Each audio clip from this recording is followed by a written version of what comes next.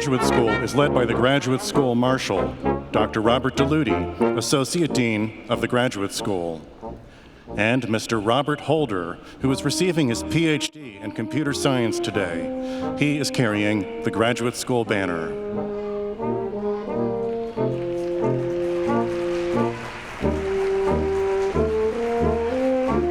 The procession of graduate students is led by the Students' Marshal, Dr. Michelle R. Scott, the 2015 to 2018 recipient of the Presidential Teaching Professor Award and Associate Professor of History and the Director of Graduate Studies.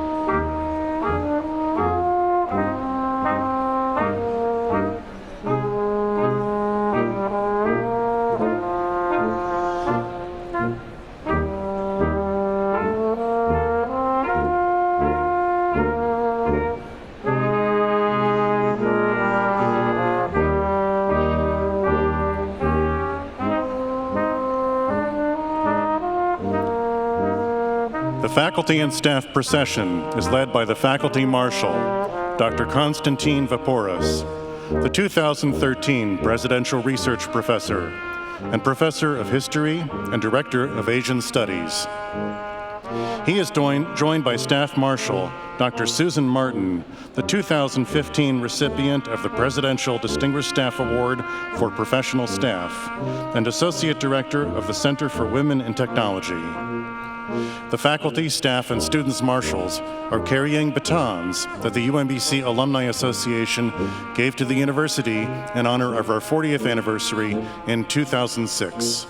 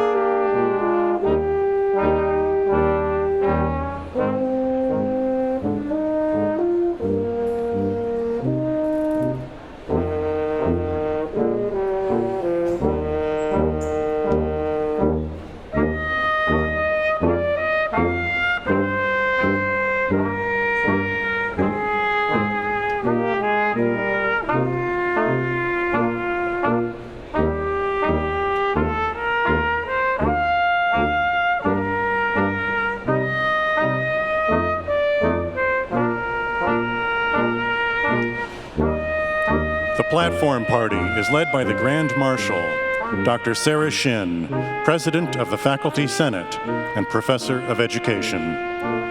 The Grand Marshal carries the University Mace, a symbol of presidential authority. Used only on formal academic occasions, it is carried in the procession immediately before the President. UMBC's mace was commissioned by the Alumni Association for UMBC's 20th anniversary in 1986.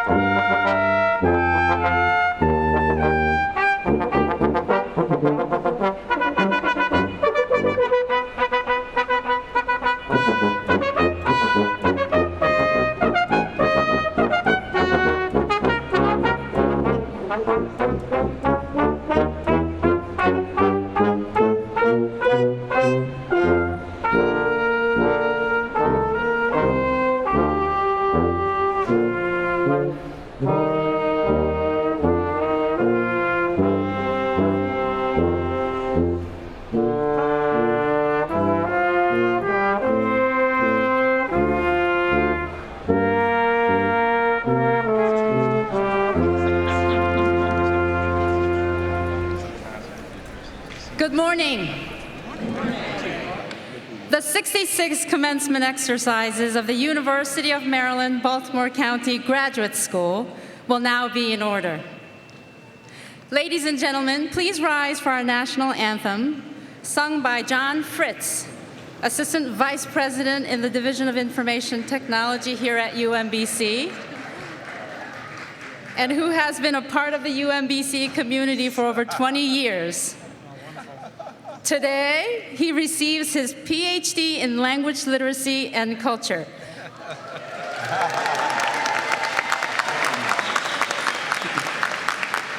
Gentlemen, please remove your hats or caps during the anthem. Oh, say, can you see by the dawn's early light what so proudly we hailed at the twilight's last gleaming, whose broad stripes and bright stars through the perilous fight o'er the ramparts we watched were so gallantly streaming, and the rocket's red glare, the bombs bursting in air, gave proof through the night that our flag was still there. Oh, say, does that star-spangled banner yet wave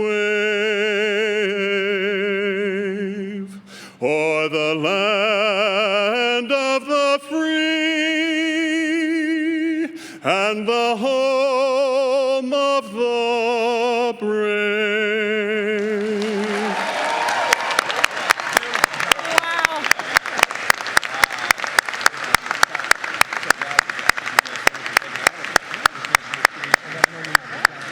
Thank you, John. That was a wonderful rendition, and we are delighted to see your many talents on display today. Thank you. Now I ask that everyone please be seated.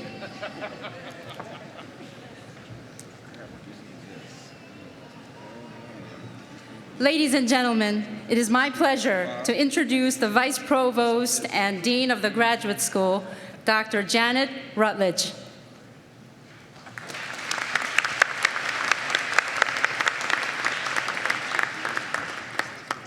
Good morning. Good morning. President Hrabowski and distinguished guests. Today, we gather in a time-honored tradition shared across the world in saluting the attainment of the standards of advanced graduate study. This ceremonial tradition, the conferral of master's and doctoral degrees, is one that provides a universal currency signifying the highest standard of achievement in the disciplines, subjects, and professions sponsored by UMBC. This is one of life's happiest and most significant milestones for each of today's graduates. It is a milestone not only for those earning degrees, but for all of us here today. For the graduates seated in front of me, it signifies the completion of your master's or doctoral degree and the acceptance of new and ever more challenging horizons. For the faculty and staff, the event serves as a capstone for all they have shared with you and brings special joy at seeing your personal success. And for the many friends and families here today, it is a moment in which we can all share, acknowledging the recognition that you, our soon-to-be graduates, so richly deserve. For me and for many others, it is a special moment during which we can witness the fruits of the many labors in our community and take a pride in the remarkable work that takes place here at UMBC. During the ceremony, those of you receiving degrees will transition from being students to being alumni. Whether you go into careers as educators, scholars, artists, researchers, scientists, activists, service professionals, or engineers, you represent the very best of the future. You have embarked on one of the most important journeys of our lives, that of earning a degree in your respective field, profession, or discipline, and we are all very, very proud of you. The degree earned from UMBC reflects significant achievement, often involving substantial personal sacrifice and struggle, for the pursuit of new knowledge and understanding involves growth and change. As we pay tribute to you today, we recognize, too, those who have supported you during your studies at UMBC. We know how much support your families and friends have provided throughout the experience. We come together also to acknowledge the faculty and staff who have encouraged, mentored, and helped you achieve your very best at UMBC. By honoring you, our graduates, we pay tribute to their artful craft in leading you to this day. Please give all of those who have supported you during these important years a round of applause.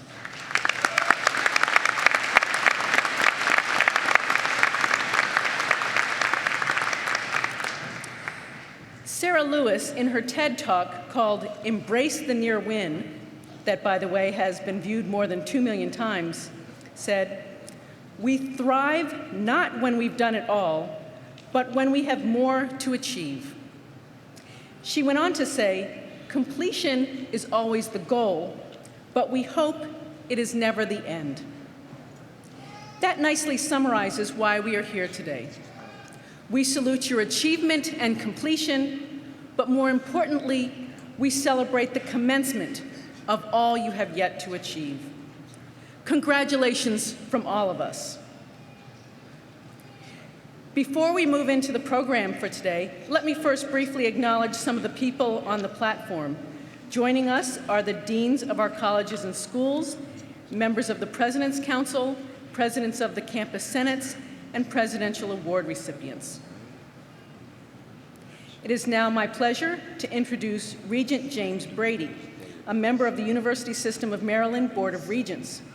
Regent Brady will deliver greetings on behalf of the Regents.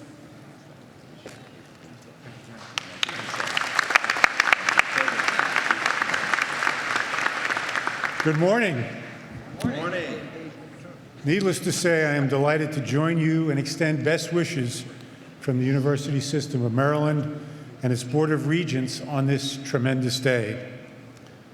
It is an honor to share this occasion with my good friend, President Freeman Hrabowski, who has done such a remarkable job leading UMBC to new heights of excellence and national acclaim. Suffice it to say, as UMBC prepares to celebrate its 50th anniversary, it is by any measure one of the finest universities in the country. I am also pleased to share this day with another friend, your keynote speaker, Dr. James Clements, the president of Clemson University. As noted in your program, Dr. Clements has a resume that chronicles his many great accomplishments. But for today, at least for today, his greatest accomplishment, without question, is that he is a proud member of the UMBC family, holding BS, MS, and PhD degrees from this great university. Welcome home, Jim.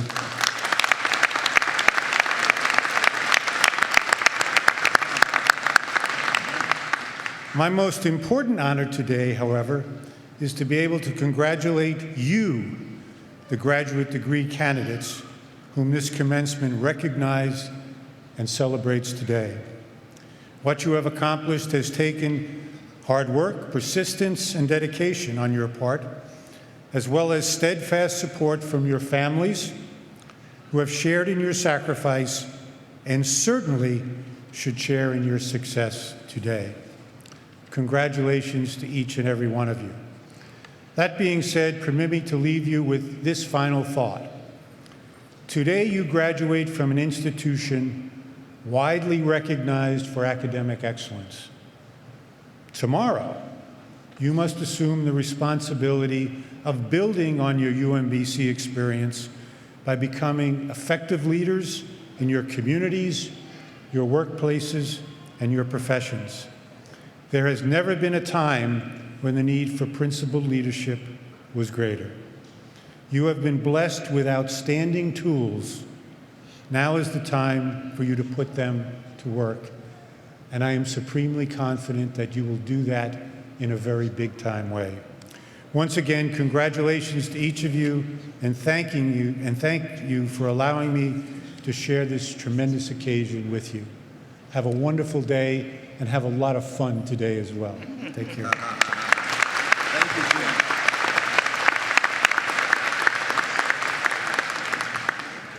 Thank you, Regent Brady, for your remarks and for all of the support from the Board of Regents.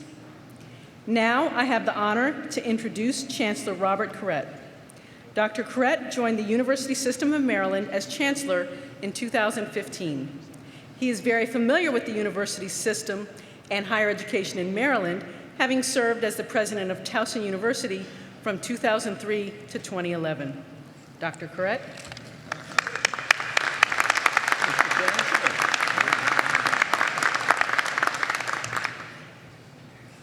Good morning. President Hrabowski and Regent Brady, distinguished guests, family, friends, and most of all, graduates.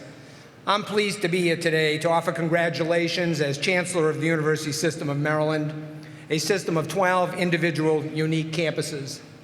But as I like to say on occasions like this, and at times like this, today, UMBC is my favorite campus.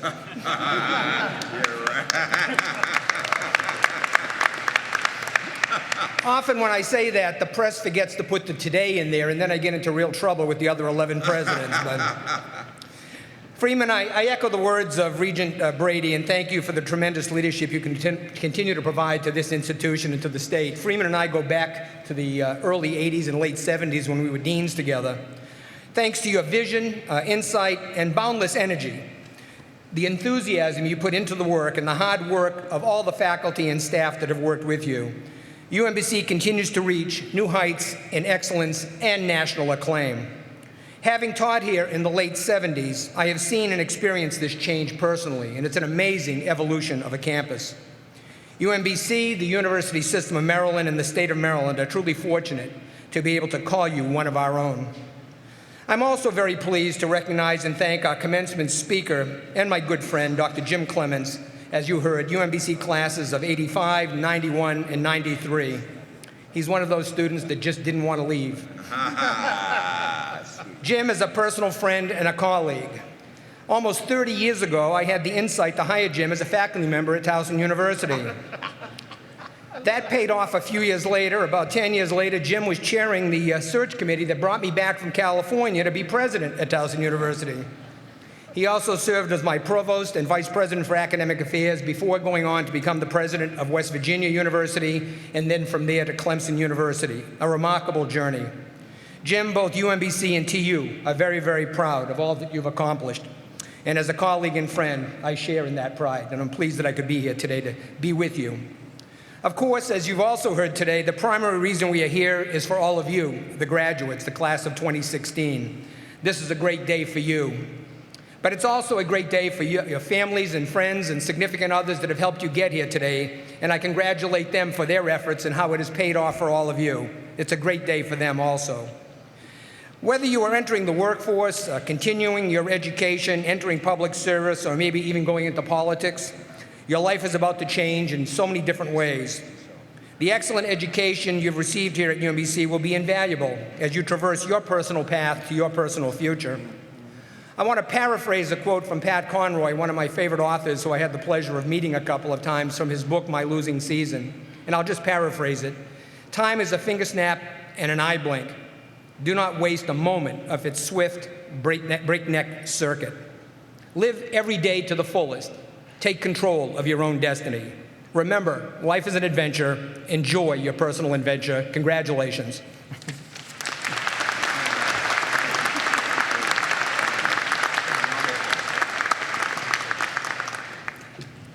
Thank you, Dr. Corrett. It is a pleasure to have you join us here today, and we thank you for all the support that you give to UMBC. Now, I would like to introduce Mr. Jonathan Graff, President of the Graduate Student Association and a PhD candidate in applied mathematics. John?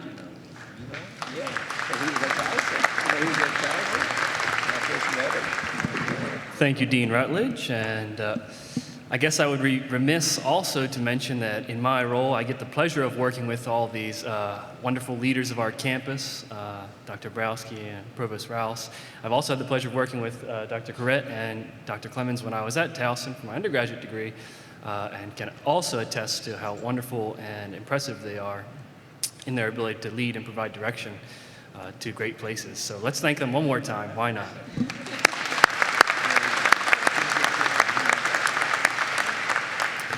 So let me give you just a couple thoughts today. One, let's think of it almost like a joke. And it's a question about what the most important thing for you to get out of graduate school is. Well, what do you think? The answer might be yourself. That might be a joke. But today you're doing it, so congratulations. Outstanding. The GSA is made up of many people, not just me. Many of you have been involved with our organization and are the lifeblood of our group. I hope that the GSA has provided you with some opportunities to share your research, to get to know other graduate students, to support that community. And I hope that we've done a good job. If you were in the GSA and you want to wave your hand, I'd like to acknowledge all of you graduating today or in the audience. Let's do that right now. So go ahead, wave your hand. Yeah.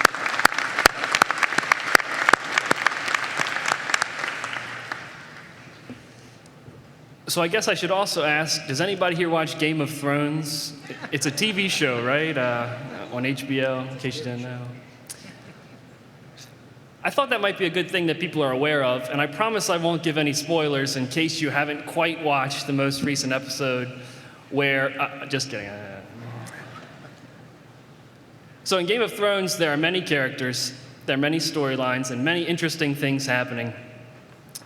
Each character seems to be trying to achieve something that may be a little bit different and going about it in very different ways. Your journey today to graduation has been in some sense like the journey that many of these Game of Thrones characters face. Luckily for you, most of you aren't dying. But those characters who don't die in Game of Thrones seem to have a lot of good support, a lot of good people that work with them or help them in interesting ways. And I'm sure that in order to get where you are today, you've had all of that from your family, friends, faculty, administrators, and everyone here. So again, to acknowledge all of them, your family, friends, and support, congratulations to help you. One of the interesting things I got out of a recent episode of Game of Thrones was from one of my favorite characters, Tyrion Lannister. He's interesting because he doesn't have quite the physical abilities to fight that some of the most notorious members in the Westeros community have, but he has a very interesting mind and crafty thinking, carefully played moves, and he says very interesting things. One thing he said was he drinks and he knows things. That's what he does. Well, I can't speak to the former, but today is certainly a celebration of the latter for all of you. Let's see what you do with those things that you know. Congratulations.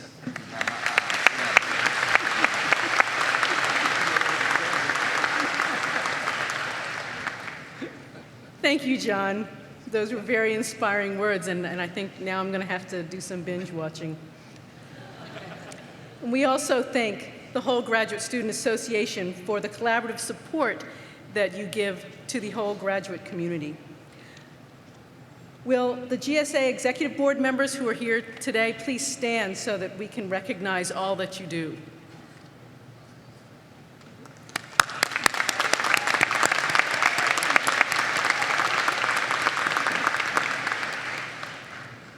And now I am pleased to introduce UMBC's Provost and Senior Vice President, Dr. Philip Rouse, who serves as our Chief Academic Officer. Dr. Rouse joined UMBC in 1990. He is a professor in our Department of Physics and has served as Dean of the College of Natural and Mathematical Sciences. Dr. Rouse?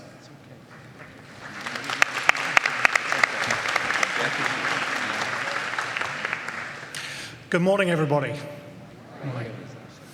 On behalf of the scholarly community we call our UMBC, I'd like to extend my congratulations to all of our graduates here today. Of course, we had very high expectations when we welcomed you as a member of the UMBC community. Those expectations were based on your promise as scholars. And today we celebrate your fulfillment of that promise. You will join the tradition of UMBC alumni who, through their life's work, continue to advance our understanding of our own humanity, our democracy, the natural world that surrounds us, and most importantly, make a difference in the lives of others.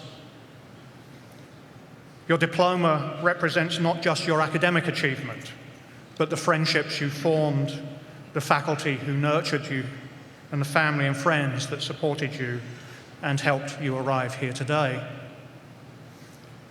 So I hope you will see your achievement as emerging from within the context of a community that knows you and cares about you. My greatest hope is that your experience as a member of our community will have provided you with the opportunity to reflect upon the many values that we share together. Values such as excellence, commitment, hard work, inclusiveness, and respect for the dignity of others. Perhaps the most important of these is integrity. In other words, putting your values into action. So as you look to the future, I believe that your fulfillment will derive from making the most of whatever talents have been bestowed upon you. And it lies in extending to the farthest limits the resources of your mind and of your heart. And so I wish to leave you with a personal wish for each and every one of you. May you enjoy a life rich in the knowledge that each day your work and your relationships have truly made a difference. Congratulations.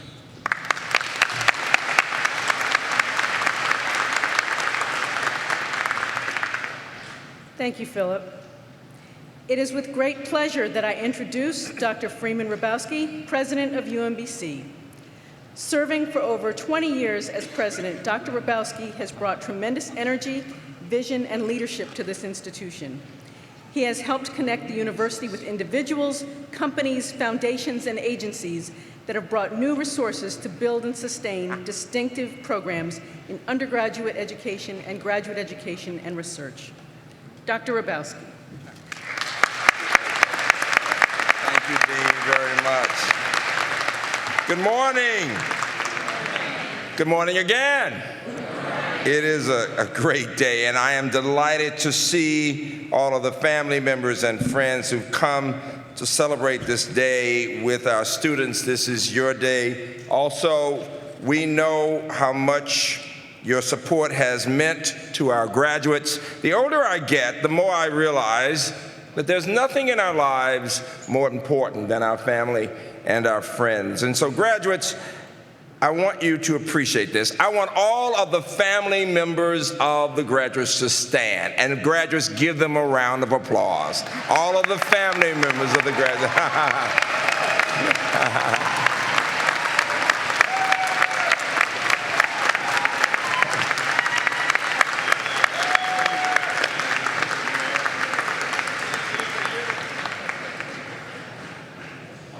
I am also going to ask the wife of our commencement speaker today, Beth has come from South Carolina, Mrs. Beth Clements, to stand, and Secretary of Commerce, a special friend of all of ours, Michael Gill, to stand. Both of you, would you please stand? Give them a round of applause.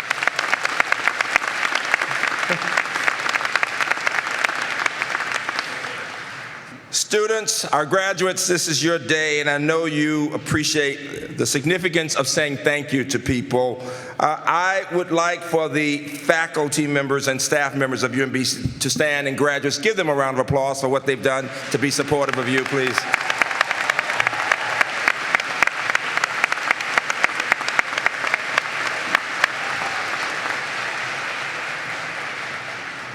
These are people who've been mentoring and supporting you, and you have formed lifelong relationships. We have graduates today who are members of the UMBC staff who've worked really hard. If you are a member of the UMBC staff and you're graduating today, in addition to that great singer, John Fritz, would you all please stand? All right, everybody who's a staff member, give them a round of applause. We're very proud of you.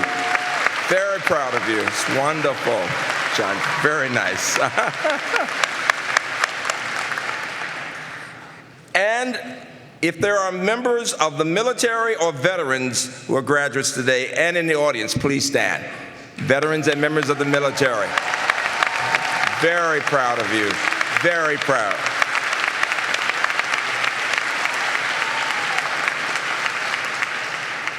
Some of our graduates are currently teaching or will be beginning to teach in our schools. I want all of the teachers of children to stand in the graduating class and in the audience. If there are any other teachers, stand.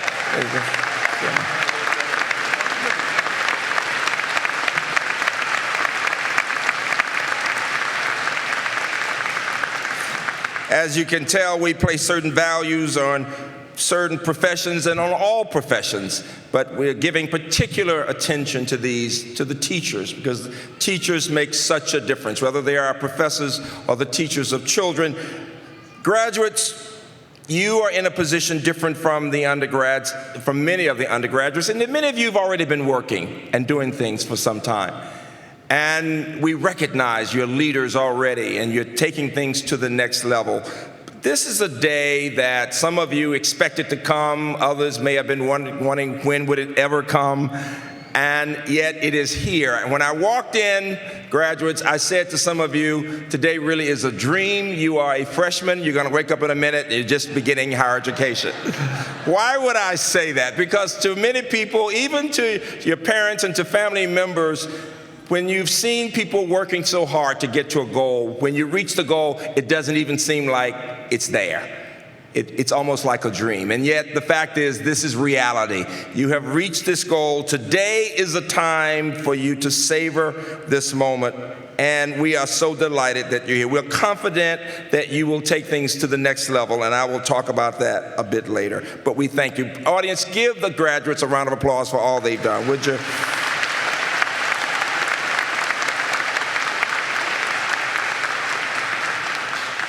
Each of you has a story, and we have actually identified several of you to be on the 2016 website for inspiring stories. They are simply reflective of the entire group. If you go to umbc.edu, class of 2016, you will find them there. Dr. Rouse.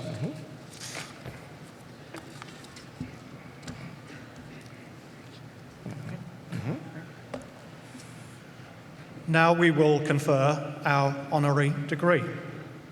Dr. James Clemens, please rise and step forward.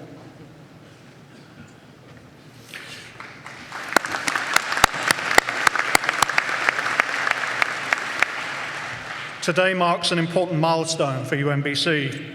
For the first time in our 50-year history, we are conferring an alumnus with an honorary degree. In his tenure as president of Clemson University, Dr. James Clemens has enhanced the institution's reputation and success.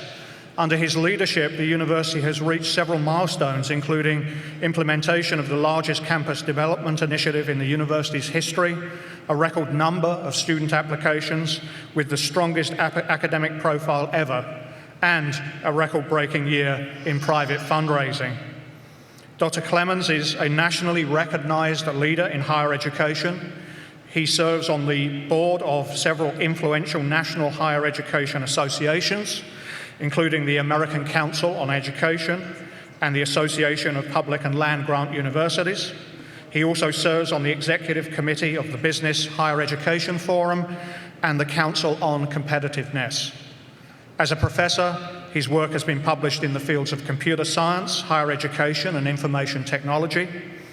He has also served as principal investigator or co-PI on more than $15 million in research grants. Dr. Clemens holds 3 degrees from UMBC, a BS in computer science, a master's and PhD in operations analysis. He also received an MS in computer science from the Johns Hopkins University. We are proud today to honor Dr. James Clemens with an honorary Doctor of Education degree for his exemplary work and commitment to higher education. Dr. Clemens, please step forward.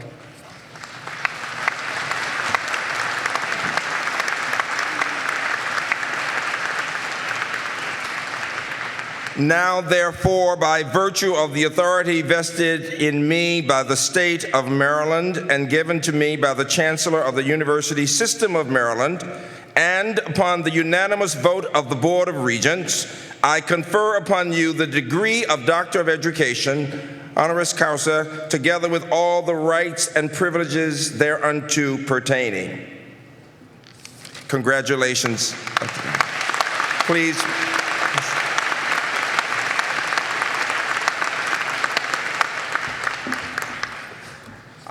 Ladies and gentlemen, let me simply say, as we move to listen to Dr. Clements, this morning he mentioned to me where he went to high school. He is a graduate of Randallstown High School, 1982. Give him a round of applause for that. We're very proud of that. We really are. We were especially interested in Dr. Clements being our commencement speaker, not only because of his achievements professionally, but he represents the best of humanity. His strong humanities background at UMBC really comes through. As you listen to him, you will be listening to one of the best human beings I know, my friend and colleague and mentee, Dr. Jim Clements. Yes.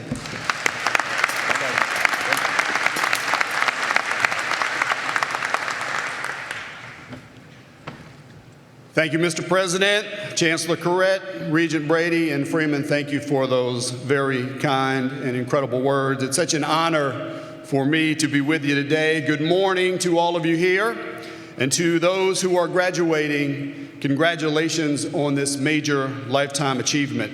It's so great to be back home on the campus of UMBC. This is a place that I absolutely love and a place that totally transformed my life. I spent a lot of time right here in this building playing basketball and working out between my classes. And in those classes, I got a top-notch education. You see, I'm just a local guy who did grow up in Randallstown, Maryland, but I was fortunate enough to get 3 degrees from this great institution, an institution that I believe is as fine as any in the country. And to those of you graduating today, you are privileged to be graduating from a world-class university. You've been named as one of the top 100 universities around the globe under the age of 50 by Times Higher Education, and as one of the most innovative universities in the country by U.S. News and World Report. And as you celebrate your 50th anniversary, I find it amazing to see just how far this university has come in those 50 years. It's nothing short of miraculous. I know that a lot of success is because you have great students, and I know that much of that success is due to your incredible faculty and staff, and much of the incredible success is due to the visionary leadership of Dr. Freeman Hrabowski. And I owe much of my own personal success to Freeman. I've known him for a long time, and I'm proud to say that he has been a personal mentor to me and a very, very dear friend for many years. In fact, he was the first person who told me that I would be a university president, and then he followed that by saying that he would help me achieve that goal. His guidance has been invaluable to me as a faculty member, as a vice president, as a provost, and as a university president at 2 wonderful places. So Freeman, thank you for everything you have done for me and for everything you continue to do for this great university, the great state of Maryland, and higher education across the country. Time magazine named Freeman as one of the most influential leaders in the world, and I don't believe you will find a better leader than this man. Can you please give him a round of applause?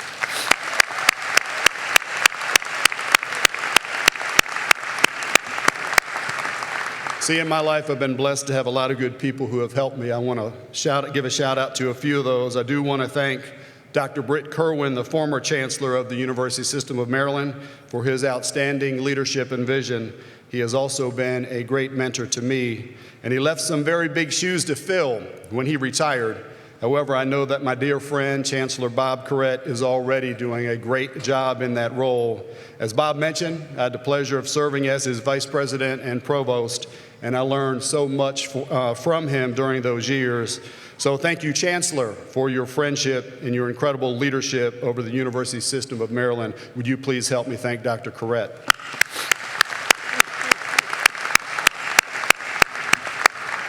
I'm also honored to see my good friend Mike Gill, Secretary of Commerce for the state of Maryland. He has also been a wonderful mentor to me. Mike, always a pleasure to see you. and it's a huge honor to be recognized along with the president of Harvard, who will speak at the undergraduate ceremony tomorrow. For me, it's really humbling to receive an honorary degree from a university that means so much to me and to my family. And it's actually difficult to put into words how much of an impact UMBC has had on my life. My relationship with UMBC goes back to the early 1980s. I'm the youngest of 4 children, and my 3 older siblings and I were the first generation in our family to attend college. My grandparents never graduated from high school. One of my grandfathers was a coal miner with a 4th grade education. My other grandfather was a firefighter with an 8th grade education. My parents didn't attend college because they didn't have the financial resources to do so. However, they understood and they taught their children about the transformational power of education. And as kids, we were taught that education was the key to a better life, not just for an individual, but for society as a whole. And we listened. Between the 4 of us, we earned 11 college degrees. 7 of those degrees came from this great university.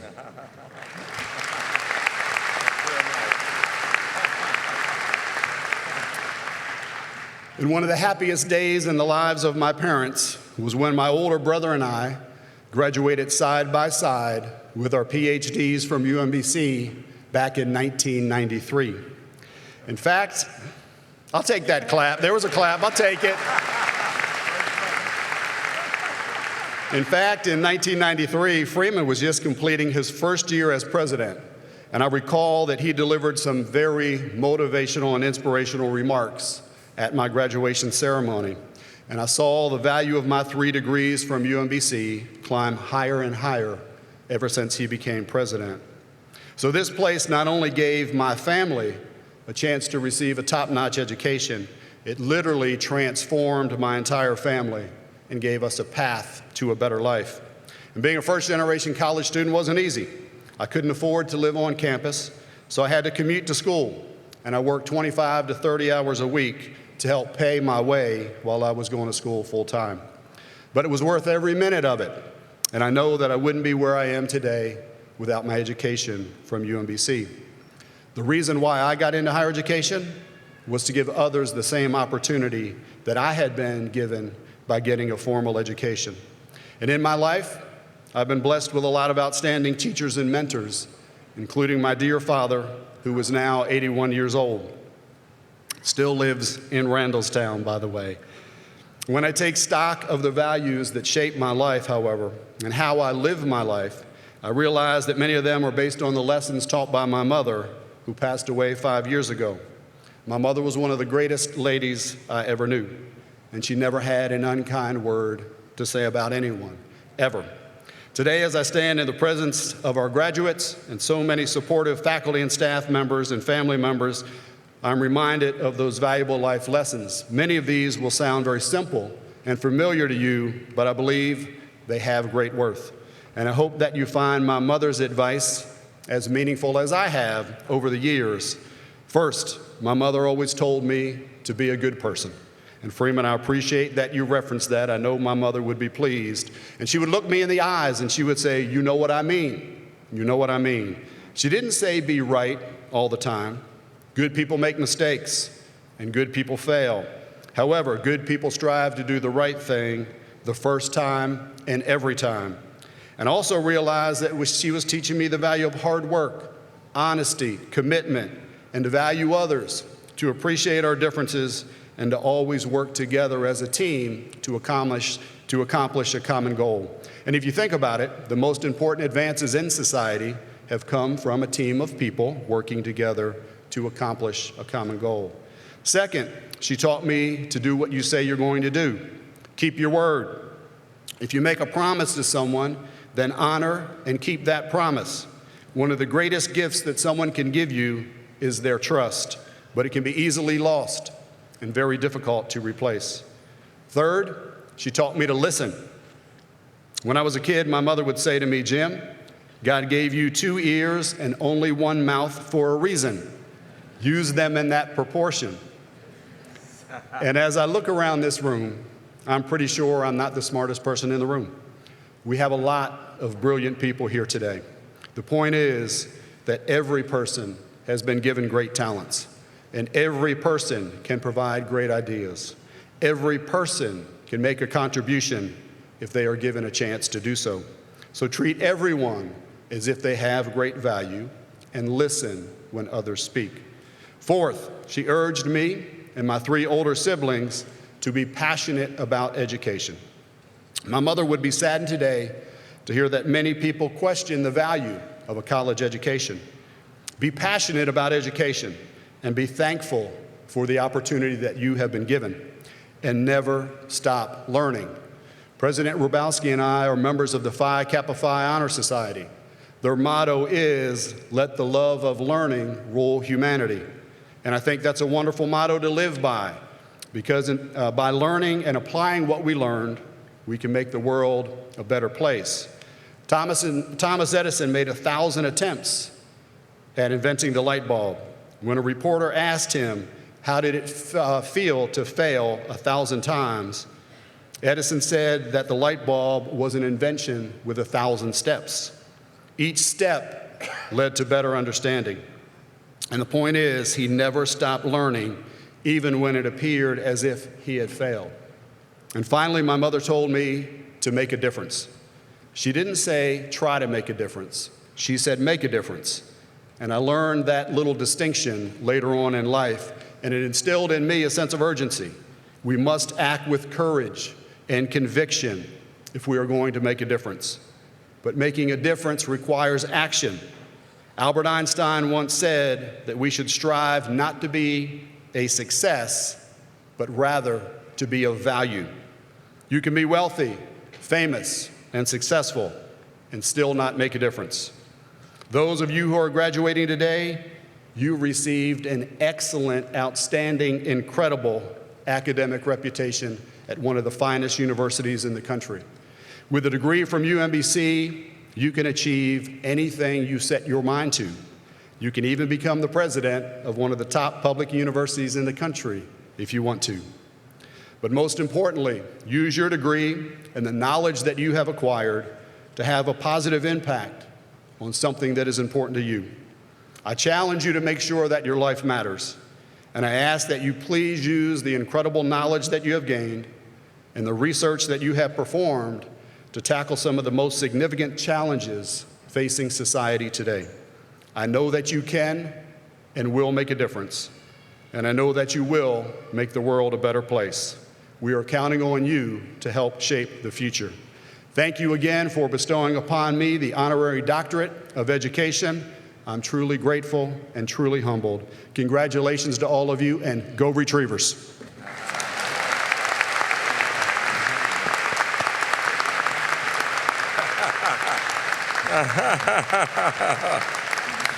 You got my point about the human touch. What could be more human than remembering what one's parents, what one's mother has taught him as a child? I will say to the people who are planning to go into the academy, some of you will become professors. One of you may one day want to be the president of Clemson. And if you become the president of Clemson, let me tell you that you will have the opportunity to come with your wife on a private jet to different places, because Clemson has its own jet. Give him a hand for its own. They have their jet down there. Others of you may aspire one day to be president of UMBC, and I hope you will, and you will also have a jet. I want you to know that. The faculty don't know this, but I also have a jet. It is called Southwest, so get ready. And I'm very proud of Southwest and proud of our graduate. I really am, very much so. A little humor always helps things, all right?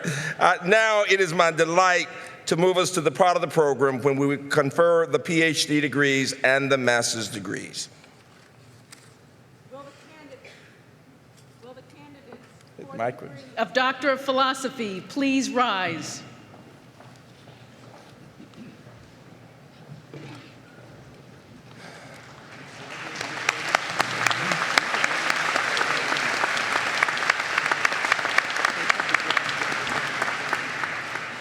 Dr. Hrabowski. Dr. Rutledge.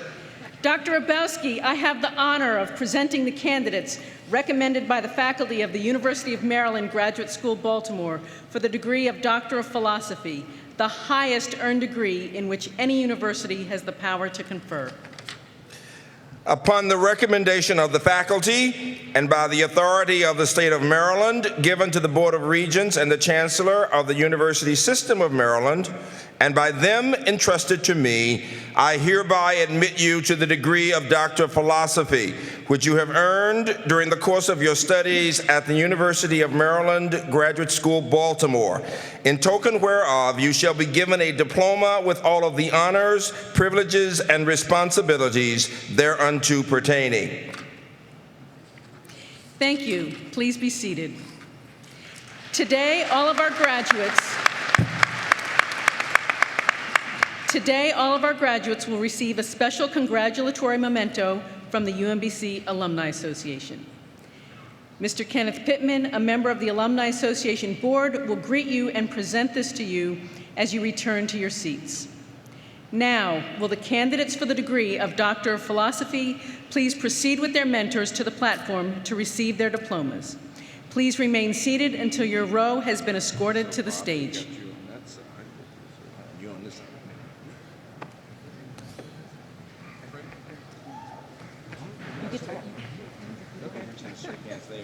I'm over here.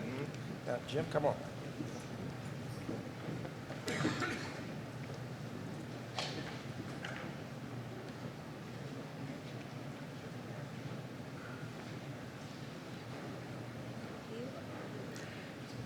Kristen Elise Smith, being hooded by her mentor, Dr. Leslie Morgan. Dr. Smith explored the way that patterns of lifetime use of illicit drugs and neighborhood economic status were associated with physical and mental health in a sample of mature adults in Baltimore. Dr. Smith is currently considering various postdoctoral fellowships and other employment offers.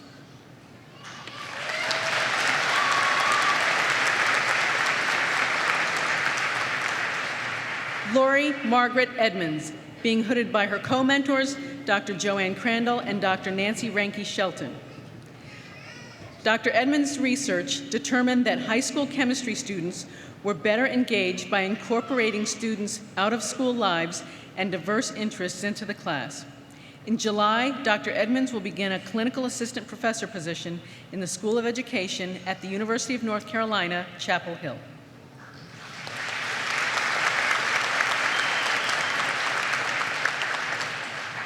John Lance Fritz, being hooded by his mentor, Dr. Zane Berge. Dr. Fritz analyzed UMBC's Blackboard online learning platform for insights into student motivation and faculty course design. Dr. Fritz is UMBC's Assistant Vice President of Instructional Technology and will extend his research in this position.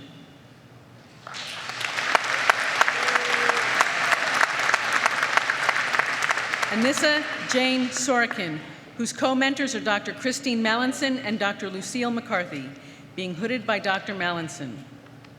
Dr. Sorokin explored ways of using music as a pedagogical tool for teaching English composition to college students. Dr. Sorokin will continue her involvement in teaching and studying composition as the director of the Writing Center here at UMBC.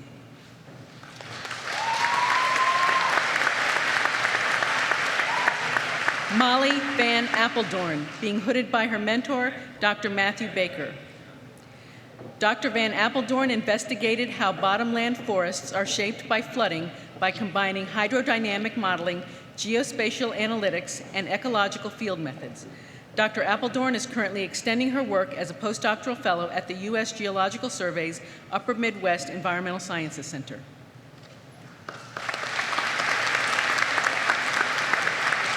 Barbara Janine Davis, being hooded by her mentor, Dr. John Barrero.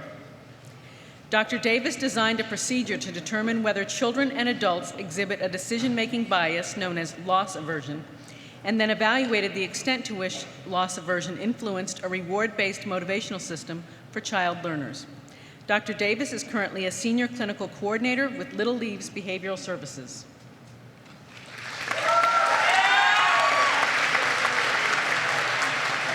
Nun Cho, being hooded by her mentor, Dr. Carissa Chia.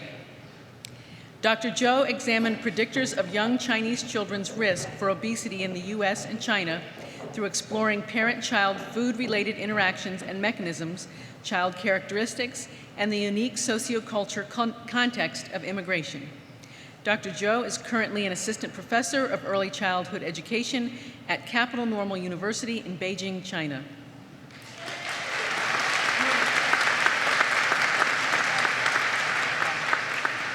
Michelle Ann Crisafulli, being hooded by her mentor, Dr. Carlo Di Clemente. Dr. Crisafulli's dissertation research examined how alcohol-related stigma affects alcohol problem recognition among individuals with substance-related legal offenses, such as impaired driving.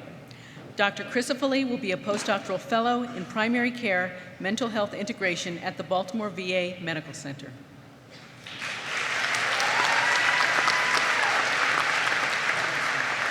Angela Amelia Peterson, being hooded by her mentor, Dr. Carlo Di Clemente.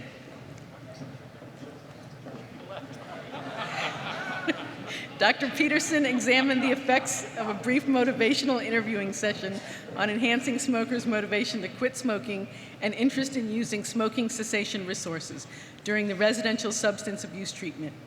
Dr. Peterson will continue her research on tobacco cessation as a postdoctoral fellow at the Veterans Affairs San Diego Healthcare System and the University of California, San Diego.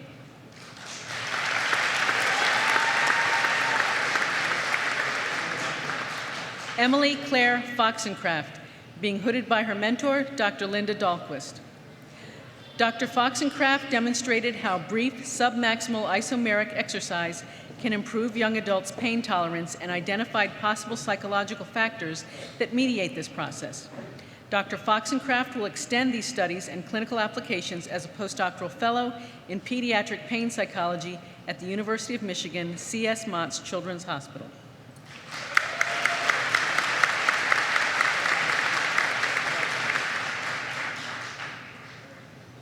Saniha H. Maksumi, being hooded by her mentor, Dr. Stephen Pitts. Dr. Maksumi focused on eating disorders. Her dissertation investigated trajectories of weight gain during treatment for anorexia as possible markers of relapse. She is currently an intern at Stanford Hospital. After graduation, Dr. Maksumi will begin a postdoctoral fellowship at the Center for Eating Disorders at Shepherd Pratt Health System.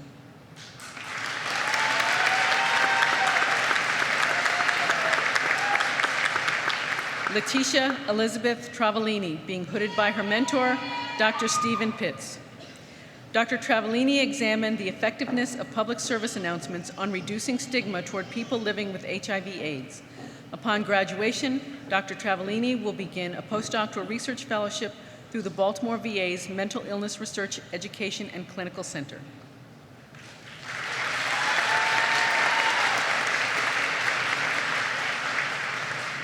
Jamie Falcon, being hooded by his mentor, Dr. Scott Farrow.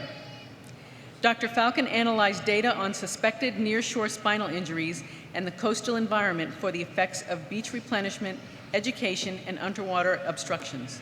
Dr. Falcon is an adjunct faculty member at UMBC, an officer of the Ocean City Beach Patrol, and chairman of the Anne Arundel School Board Nominating Commission.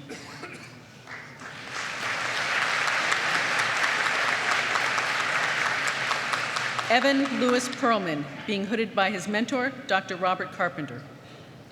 Dr. Perlman estimated the effect of opening a casino on employment and wages. He found positive overall impacts that vary by time, industry, and county size. His work will help states and counties improve economic development strategies. Dr. Perlman is employed as a senior research analyst in healthcare policy at Impact International.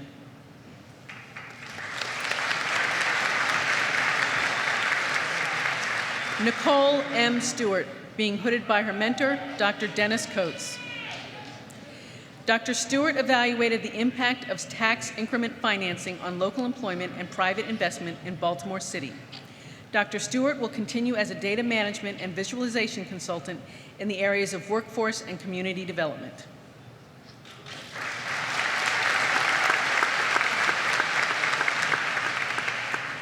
Thomas A. Peterson, Jr., being hooded by his mentor, Dr. Maricel Khan. Dr. Peterson developed bioinformatics methodologies for the study of human cancer genomes. His research will lead to novel tools for personalized cancer treatment. Dr. Peterson will extend these studies as a postdoctoral fellow at Stanford University.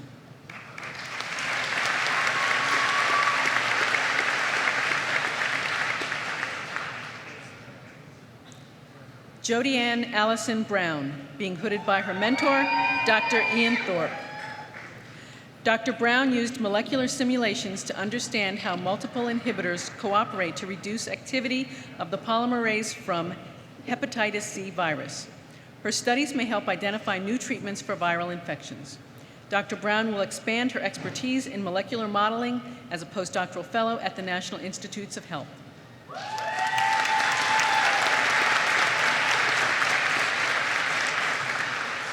Florica Kaling Makazo, being hooded by her mentor, Dr. Ryan White. Dr. Makazo developed a new bio-inspired microscopy to perform chemical mapping at surfaces with high spatial resolution and single molecule sensitivity. Dr. Makazo is currently exploring postdoctoral fellowship opportunities.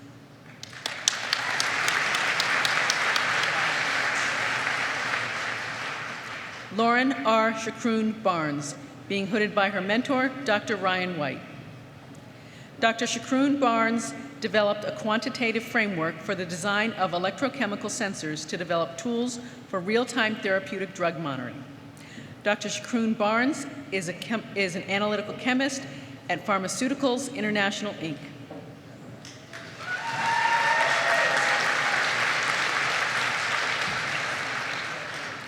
Daniel Cameron Talley, being hooded by his mentor, Dr. Paul Smith. Dr. Talley synthesized numerous novel compounds shown to inhibit replication of the hepatitis C virus. Dr. Talley will be conducting postdoctoral research in medicinal chemistry at the National Institutes of Health's National Center for Advancing Translational Sciences.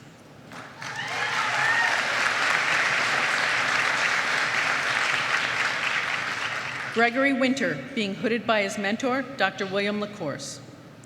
Dr. Winter developed the mass spectrometry device that allows for the direct analysis of compounds in their native environment with minimal sample preparation, dramatically reducing the runtime of many analytical, pharmaceutical, and forensic applications. Dr. Winter is considering several job opportunities in the Baltimore area.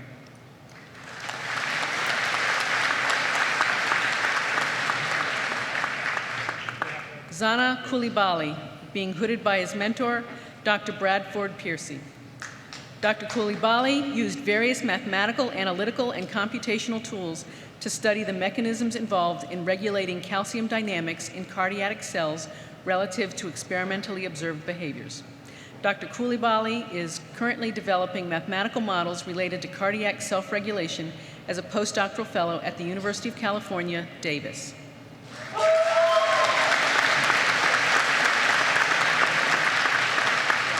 Samuel Kuvis, whose mentor is Dr. Matthias Gabert, being hooded by Dr. Nagaraj Nirchal. Dr. Kuvis studied the capability of the novel Intel Xeon Phi many-core architecture to speed up fundamental numerical kernels in simulation codes. Dr. Kuvis is currently continuing his work on performance analysis of real-world application codes at Paratools Incorporated.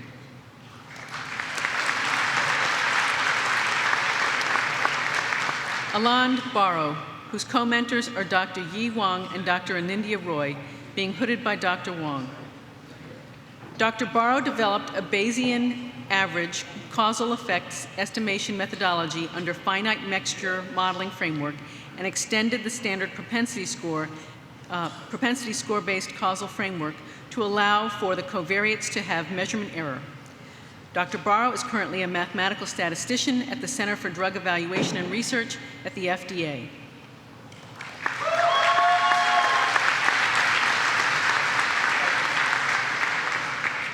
Marilena Fleury, being hooded by her mentor, Dr. Thomas Matthew.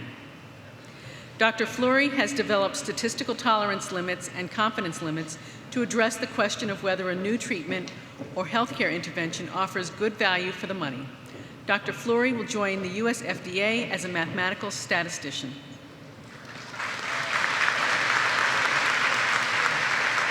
Daniel E. Jones, being hooded by his mentor, Dr. Todd Pittman. Dr. Jones used optical nanofibers to explore how fundamental interactions between photons and atoms could be used for quantum information processing. Dr. Jones will continue his experimental research as a postdoc at the Army Research Lab in Adelphi, Maryland.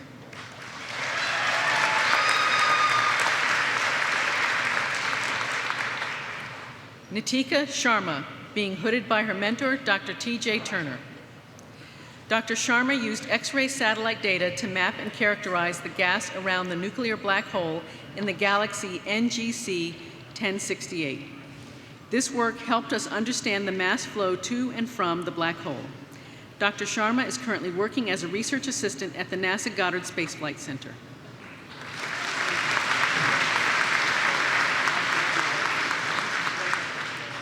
Ichuan Gui, being hooded by his co-mentors, Dr. James Ting-Ho Lo and Dr. Konstantinos Kalpakas. Dr. Gui developed a novel method for training deep learning machines such as those used in AlphaGo, which defeated one of the best human Go players. Machine learning has wide applications in artificial intelligence and system control. Dr. Gui is working on the method's computational speedup and applications to image recognition.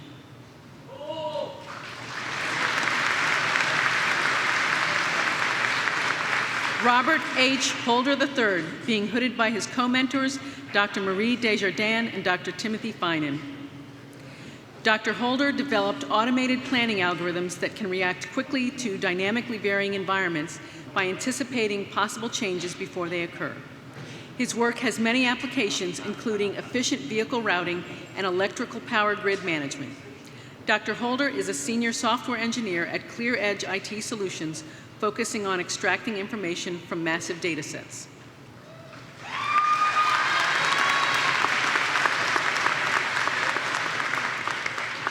Pavan Kumar Kamaraju, being hooded by his co-mentors, Dr. Zari Segal and Dr. Anupam Joshi. Dr. Kamaraju worked on improving the quality of experience for cell phone users by proposing methods to reduce the energy and data consumption of mobile video, specifically by context-aware prefetching of video and also adapting video based on individual user perception.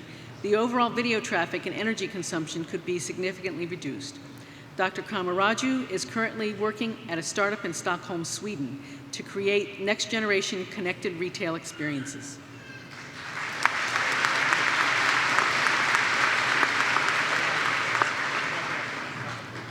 Cheng Gao, being hooded by his mentor, Dr. Chenny Cheng. Dr. Gao investigated a long-standing issue of end-member variability, which presents a great challenge in hyperspectral data exploitation. Dr. Gao further developed several new and novel approaches to resolving this issue by redesigning the well-known pattern classification, Fisher's ratio linear discriminant analysis, and fully abundance constrained linear spectral mixture analysis.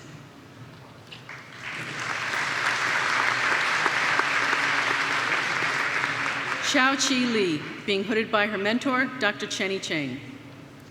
Dr. Li's doctoral research investigates new approaches to calculating simplex volumes from a geometric viewpoint and further takes advantage of this newly derived concept to develop patentable techniques for finding end members from hyperspectral imagery. Dr. Li will become an assistant professor of computer science and information engineering at Fujian Catholic University in Taiwan in fall 2016.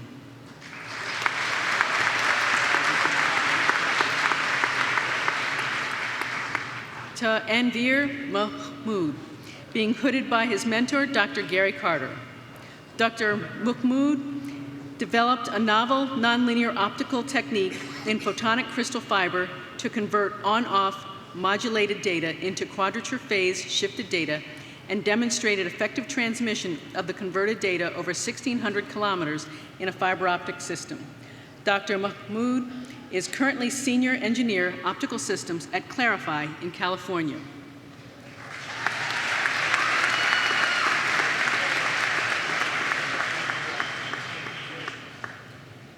Neha Surdesai, being hooded by her co-mentors, Dr. Jordan Kostoff and Dr. Joel Morris. Dr. Sadeh developed novel methods and instrumentation systems for monitoring and purification of cell-free protein expression, which enables making pharmaceuticals on demand at the point of care. Dr. Sadeh is currently interviewing with several higher education institutions to continue her studies in the field of biomedical sensing.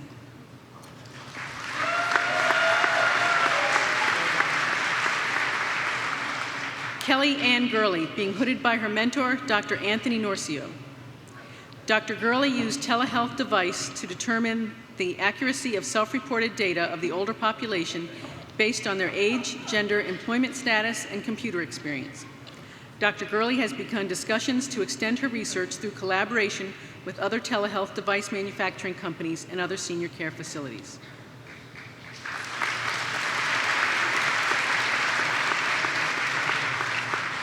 Gohar Mukhtar, being hooded by his mentor, Dr. Anthony Norcio. Dr. Mukhtar explored service-oriented architecture and issues related to the measurability of its adoption maturity. He proposed a new measurement tool and appointed maturity model centered on design principles. Dr. Mukhtar currently works for the U.S. government and intends to continue growing his career in public service.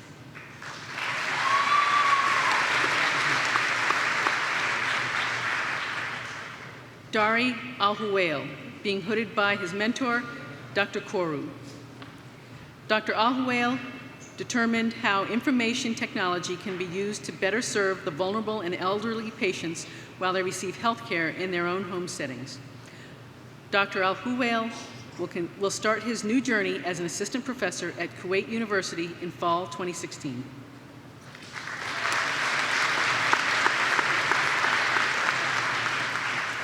Ali Azari, whose co-mentors are Dr. Vandana Janeja and Dr. Scott Levin, being hooded by Dr. Janeja.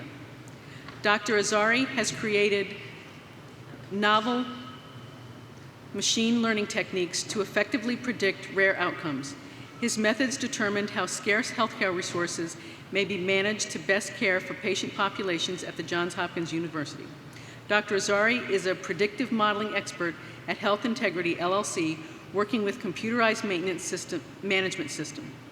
His models have identified millions of dollars in fraudulent healthcare claims.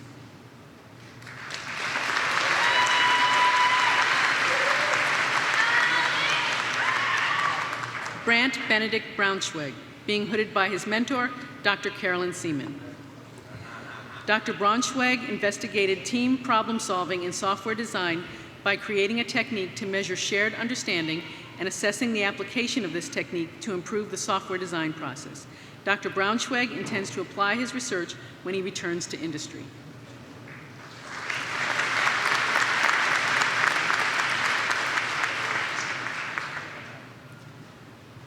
Rose Celia Yesha, being hooded by her mentor, Dr. Arya Gangopadhyay.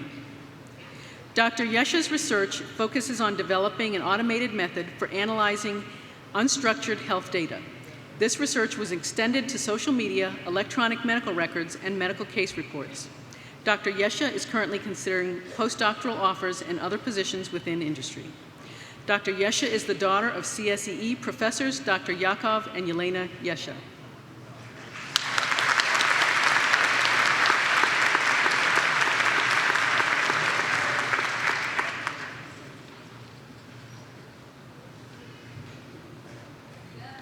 We were talking for a few moments.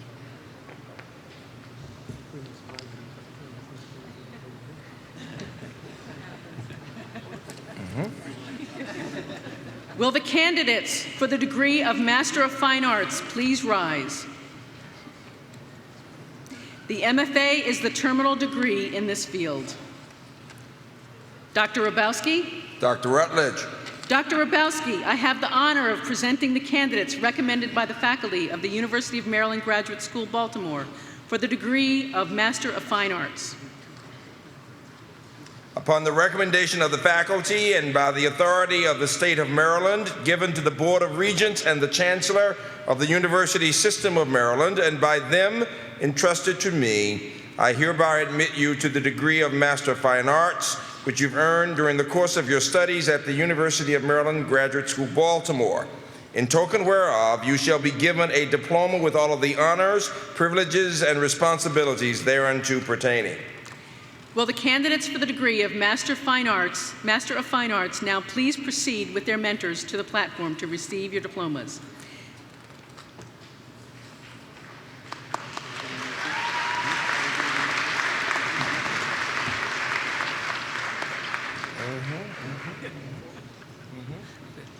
I know.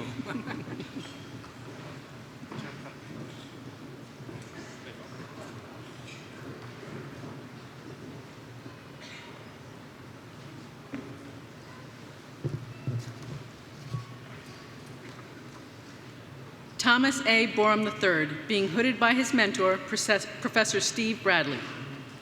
Dr. Borum created an experimental television program based on a probabilistic algorithm that organizes a database of modular footage into endless episodes of sci-fi spaceship drama. Dr. Borum plans on continuing his artistic pursuits in Baltimore City and seeks a full-time teaching position in higher education.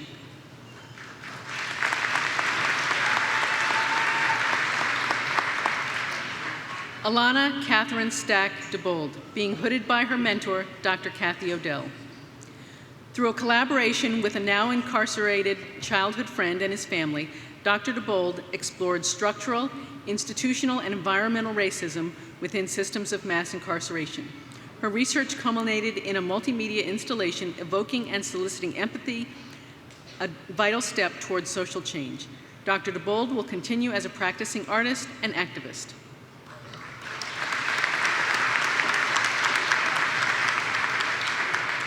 William Edward Stitt, being hooded by his mentor, Dr. Kathy Odell. Using GoPro video technology, Mr. Stitt researched the temporal, spatial, and philosophical dimensions of prolonged nighttime driving. The result, a video projection and sound installation, represents for the viewer the postmodern condition of heterotopia. Dr. Stitt will continue as a practicing artist.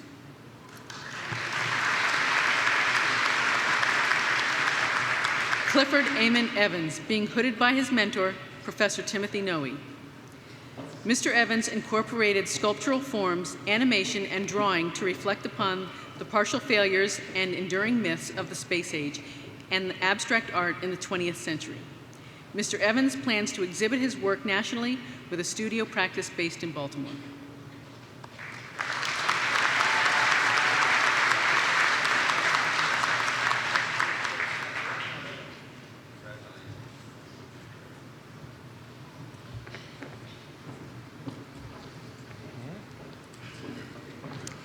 Will the candidates for the degrees of Master of Arts, Master of Public Policy, Master of Science, and Master in Professional Studies please rise?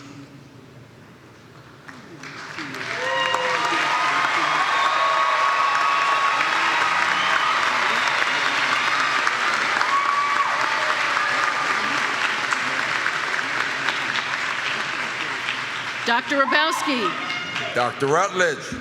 Dr. Rabowski, I now have the honor of presenting the candidates recommended by the faculty of the University of Maryland Graduate School, Baltimore, for the degrees of Master of Arts, Master of Public Policy, Master of Science, and Master in Professional Studies.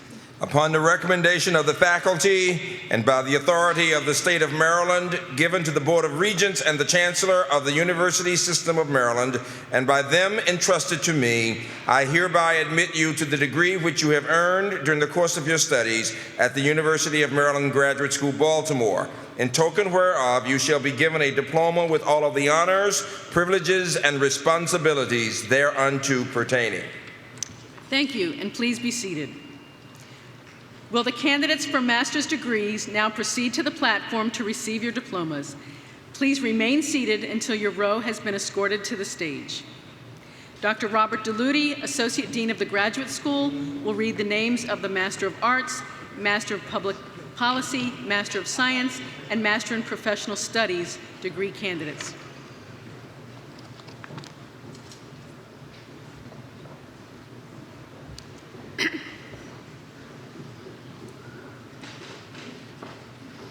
In the Erickson School, candidates for the degree of Master of Arts in the program of Management of Aging Services, Matthew K. Berry.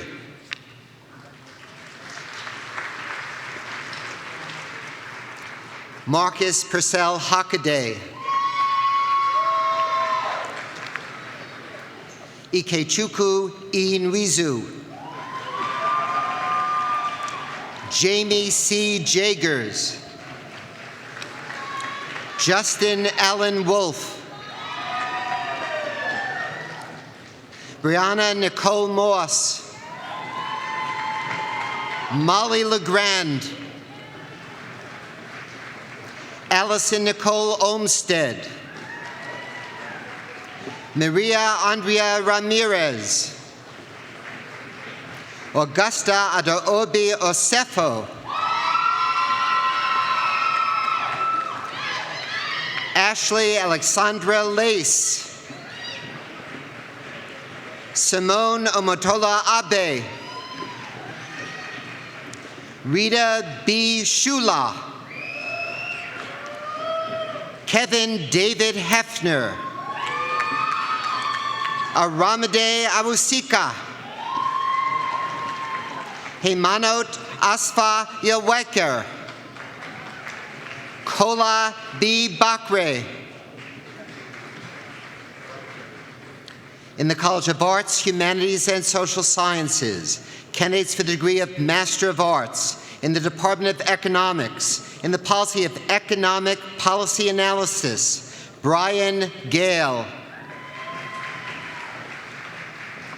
William W. Whitler III.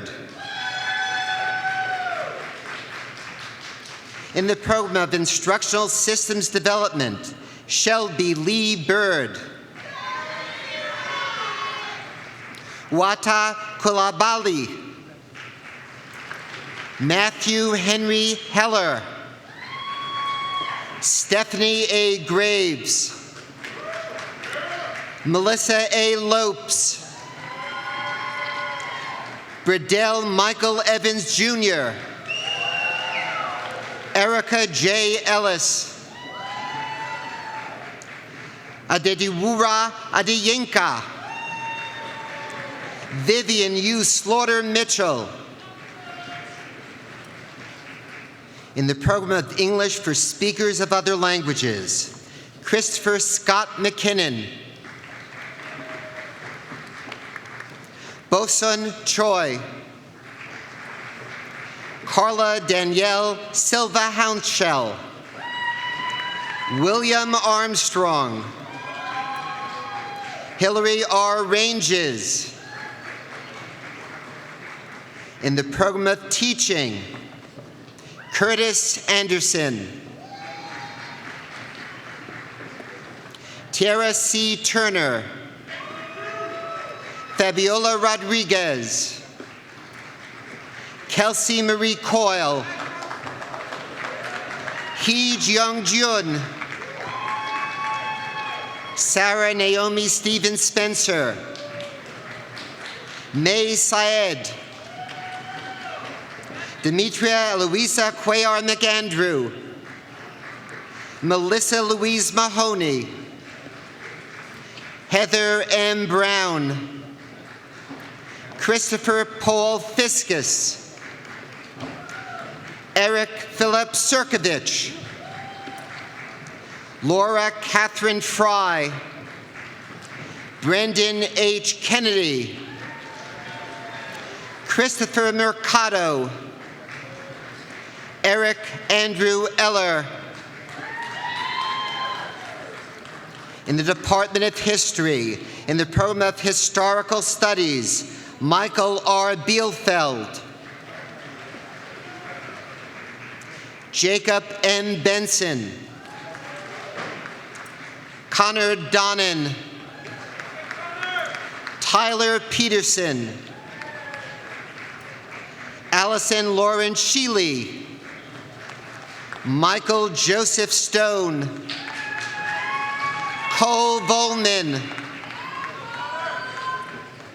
In the Department of Modern Languages, Linguistics, and Intercultural Communication, in the Program of Intercultural Communication, Elena Bezudu Gova. Paula Villanueva de Miguel. In the Department of English, in the program of Text, Technologies, and Literature, Ronald M. Harvilitz III. Philip M. Hiotis.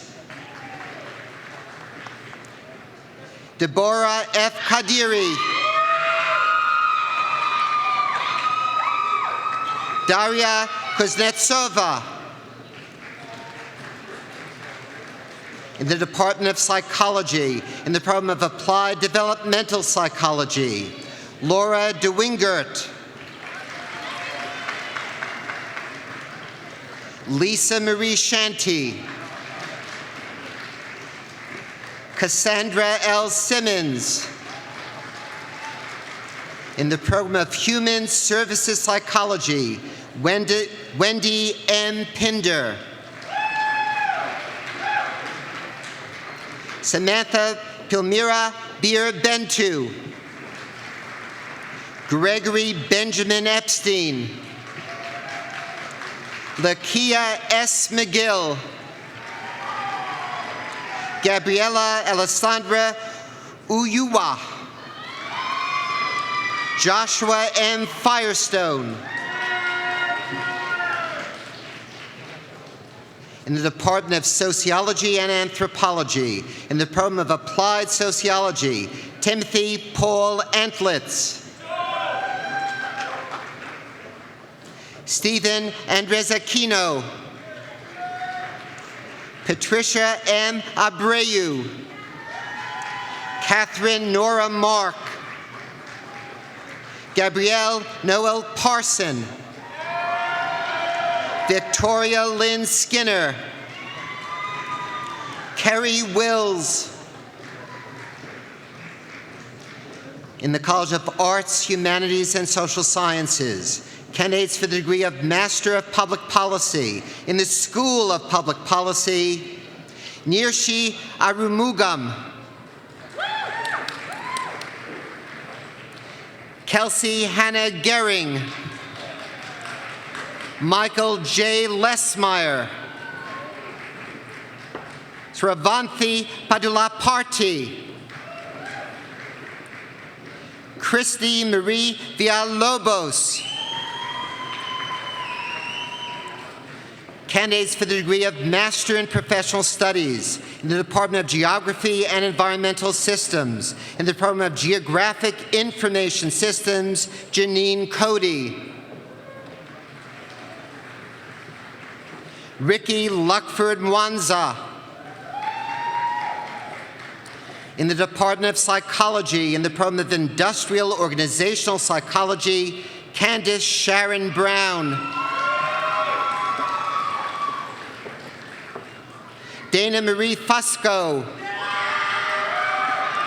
Amanda Marie Jones. Carolyn Stroup. Lauren Elizabeth Roman. Samantha Gail Johnson. Stephanie Ezekiel. Kathleen Elaine Howes. ML Mohammed Sanokrat. Barbara Christine Jensen Blau. John Pano Van Giesen. Alexandra D. Gold. Amanda Michelle Norton. Shirley Thomas Gavelin. Tony Sultana. Jory Leslie Allen Wilcox. In the College of Arts, Humanities, and Social Sciences, candidates for the degree of Master of Science in the Department of Emergency Health Services, in the Department of Emergency Health Services, Abdul Majid Ali Alamri. Hussein Al-Barki. Mahmoud Alatawi. Abdul Hadi A. Al-Ruwaiti. Alasami Sarafi. Aisatsu Jeanette Taylor. In the College of Natural and Mathematical Sciences, candidates for the degree of Master of Science in the Department of Biological Sciences, in the program of Applied Molecular Biology, Ravini Priyanka Edwards. Palak Shah. Sarah Ashley Campbell. Owen Kwok. Jason Amore Sumter. Rachel Catherine Hartig. Brooke M. Luisi. Julie E. Norton. Nima Nasehi. Stephen Thomas Petter. Andrew Blake. In the Department of Mathematics and Statistics, in the Department of Applied Mathematics, Joshua Daniel Austin. Benjamin Eric Klein. In the program of Statistics, Simine Shai. In the program of Atmospheric Physics, Anthony Micah Bratt. Candidates for the degree of Master in Professional Studies in the Department of Biological Sciences, in the program of Biotechnology, Roya Hakimzadeh. Priya L. Pershad. Anastasia B. McCafferty. Lumanti Manandhar. Vishma Raj Pahari. Lapchan Rab Handari. In the College of Engineering and Information Technology, candidates for the degree of Master of Science in the Department of Chemical, Biochemical, and Environmental Engineering, in the program of Chemical and Biochemical Engineering, Luis Felipe Cuellar Patino. Don Wang. Neil Agarwal. Nadia Seji. Azada Basarchi Sabestar. Li Chen. In the program of Computer Science, Kenneth H. Barton. Mark Allen Lotz. Keontae Brantley. Spurthi Podoturi. Karen Kumar Badraja. Jihad Sadala Ashkar. Georgie Frolov. Amer Tahir. Shashank Devan. Prachi Bora. Anuja Kench. Vaishali Ravindra Nakidi. Risha Ganthirwar. Neha Mohan Tilak. Eshwarina Shapash Chandra Bide. Mandar Keshav Haldikar. Srinivas Khan. Amitanshu Kamar Jha. In the program of Electrical Engineering, Rose Joseph Kunapalil. Suchita Vishwanath Bingay. In the program of Systems Engineering, Jeffrey Lappy. Nicole Tedeschi. Servia Guadalupe Del Villar. Peter K. Georgiev. In the Department of Engineering Management and Information Technology, in the program of Engineering Management, Jeffrey Elwood Strulick.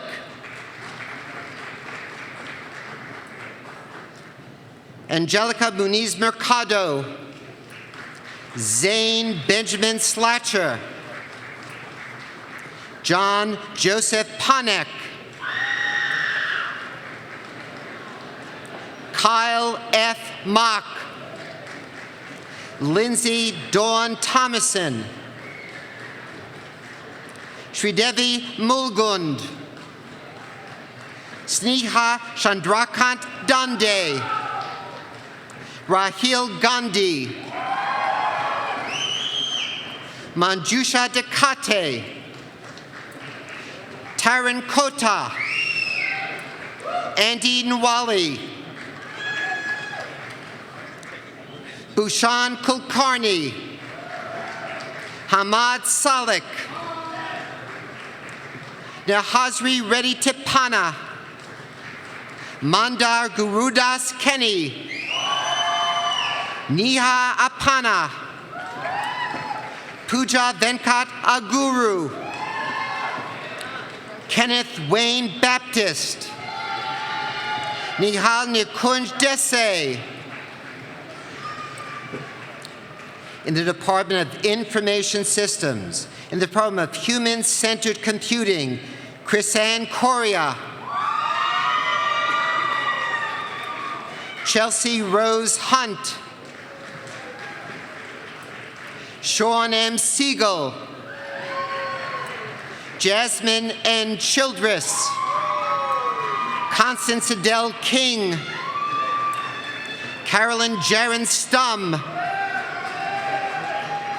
Sally Chan. Esre Abdulrahman Alsini. Jachin Chikikara. In the Department of Information Systems, Isaiah Chungsub Yun. Oluwu Yiwa Olokuyado Shomide. Joseph Lee Christou. Andrew Thomas Sunderland. Jonathan Darius Tornay. Natalia Mikhailova. Alyssa M. Straniero. Matthew Joseph Kulesa. Kenneth Franklin Hall. Sarab Shetty. Semisola T. Ogondijo. Stephanie Enlin Beauty. Ashtha Jain. Naya Dubey. Charles Ramazani. Orville Pinto. Jimish Kadakia. Sankalp Nankumar Sawant. Sneha Nilwarna. Suparna Ahuja. Prachi Singha. Vivek Avinash Desai. Banu Pratap Singh. Adwayat Hawakhtar. Albert J. Soto. Joseph K. Strickland. Nitish Potu. Venkata Sai Fanindra Mada. Vineeth Yalavarti. Manikant Sarisa. Anirudh Akate. Harikiran Panguluri. Indira R. Pusapati. Daniel Mark Virabus. Clinton Birayu Woodard Jr. Kenna Nicole Jackson. In the Department of Mechanical Engineering, in the Program of Mechanical Engineering, Oscar Jaime Serna Lopez. Amit Patel. Candidates for the degree of Master in Professional Studies in the Department of Computer Science and Electrical Engineering, in the Department of Cybersecurity, Michael Lloyd Pierce. Eric Brian Chapman. Doton Benson Adefiuju. Joshua M. Angashado. Jeffrey Ryan Algott. Clifford Carroll Kuzier III. Darren Lamont Sidnor. Sarah Purdom. Christopher Fleischman. Monica Ellis Gorham. Sarah Gia Haryal. Arti Ramesh Deore. Brandon Avery Green. Jason Schlemmer. Dekita Shanae Wall. Sahuta Marie Adams. Diamond Adams. Chuka Uzokwi. Prachi Rakesh Gandhi. Pooja Patil. Kanari Wagmari.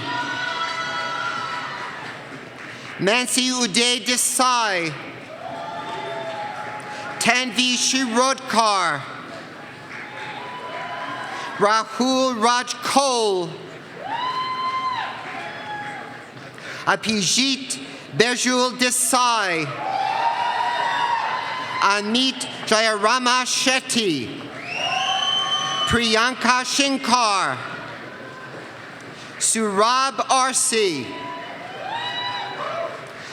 Dawal Virenda Kapadia. Deepika Vijay Kumar Gol. Apishek Anand Patkar. Bharath Pandian. Chand Mehta.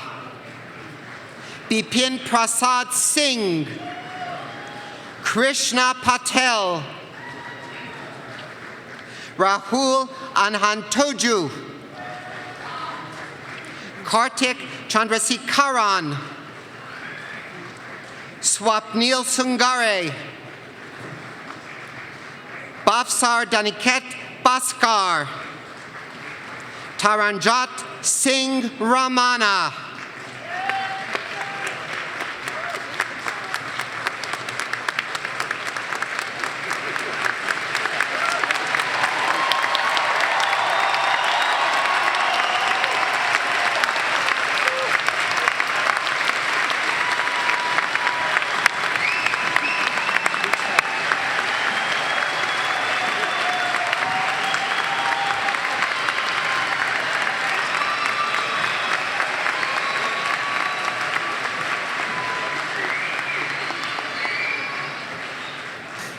We are almost there. This is so exciting. At this point, first of all, I'm asking everyone to remain until we are actually moving out of the auditorium after the singing of the alma mater. Please remain with us until then. I'd like to introduce Mr. Kenneth Pittman again, who's president of the Alumni Association Board. He's representing 70,000 UMBC graduates, graduated from UMBC in 1980 with a degree in economics, and he's senior vice president at BB&T over wealth management, a strategist there. Please give him a round of applause.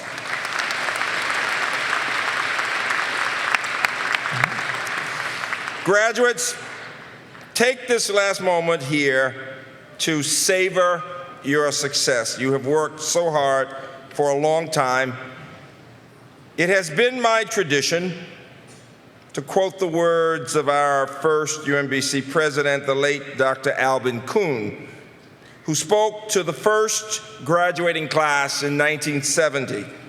And he said these words: "If you bring to the future the same personal qualities and personal commitment you've brought to this campus as students, good and important things will happen to each of you and to those around you, and the university will be proud to have played a part in your lives.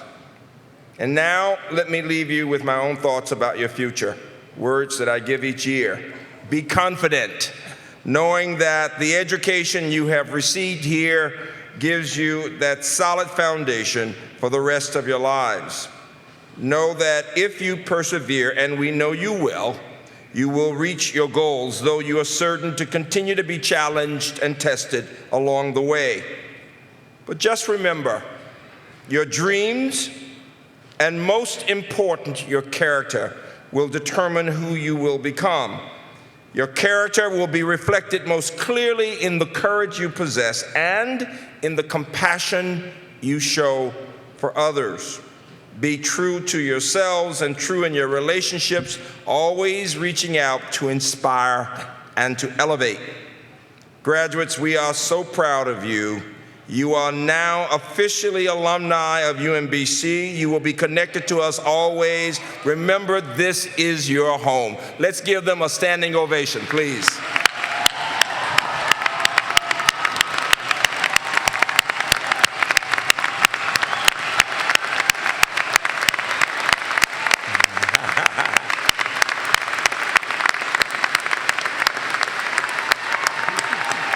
And please remain seated, standing, please remain standing. As everyone remains here through the singing of our alma mater, you will find the words on in the inside back cover of the commencement program. After the singing of the alma mater, we will have the recessional, and then we can go and enjoy ourselves. Thank you all for being a wonderful audience. Give yourselves a big round of applause.